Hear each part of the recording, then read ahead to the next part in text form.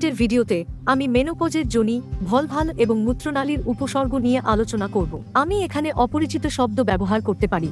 স্বাস্থ্য নিয়ে উদ্বেগ থাকলে দয়া করে একজন স্বাস্থ্যসেবা পেশাদারের সাথে কথা বলুন। মেনোপজের যোনি এবং মূত্রনালীর লক্ষণগুলিও মেনোপজ বা জিএসএম এর জেনিটোইউরিনারি সিনড্রোম হিসাবে পরিচিত। এটি কতটা সাধারণ? অবিশ্বাস্যভাবে সাধারণ। বেশিরভাগ প্রায় 7 থেকে 10 মেনোপজ পরবর্তী মহিলার যোনিগত লক্ষণ থাকবে, তবে মাত্র 1 বা 2 জন সাহায্য ও চিকিৎসা গ্রহণ করবে।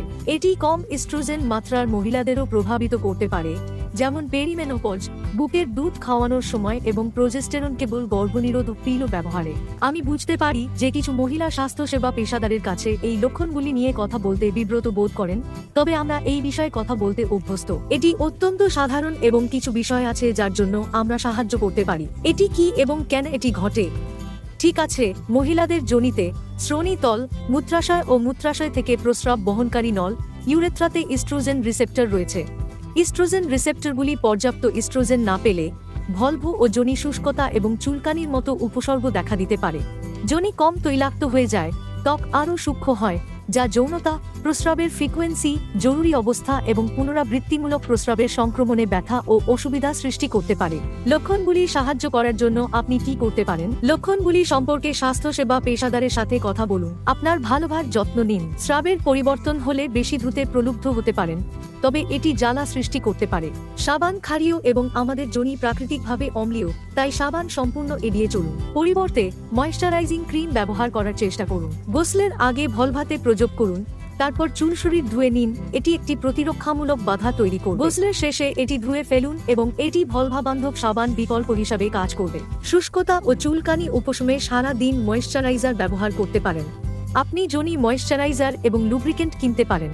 সিলিকন বা তেল ভিত্তিক লুব্রিকেন্ট পানি ভিত্তিকের চেয়ে দীর্ঘস্থায়ী এবং যৌনতা আরও আরামদায়ক করতে পারে, কিন্তু মনে রাখবেন যে কন্ডম তেল ভিত্তিক লুব্রিকেন্টের সাথে সামঞ্জস্যপূর্ণ নয়। হরমোন এবং হরমোন প্রতিস্থাপন থেরাপি সাহায্য করতে পারে। ঠিক আছে, হ্যাঁ, হরমোনগুলি সাহায্য করতে পারে, কারণ মনে রাখবেন যোনি ও ভালভার লক্ষণগুলি কম ইস্ট্রোজেনের কারণে হয়। কখনো কখনো পদ্ধতিগত এই চারটি যথেষ্ট হবে। এর দ্বারা আমি আপনার নির্ধারিত ট্যাবলেট, প্যাচ বা জেল বোঝাতে চাইছি। এই চারটিতে 10 থেকে 25% মহিলার এখনও অবিরাম ভলভাল ও যোনি উপসর্গ থাকবে এবং তারা যোনি ইস্ট্রোজেন থেকে উপকৃত হতে পারেন। যোনি এস্ট্রোজেন দীর্ঘমেয়াদী ব্যবহারের জন্য নিরাপদ। এগুলি কম ডোজ এবং প্রচলনে খুব কম শোষণ হয়। গুরুতর লক্ষণগুলির জন্য অপেক্ষা করার চেয়ে তাড়াতাড়ি চিকিৎসা শুরু করা ভালো।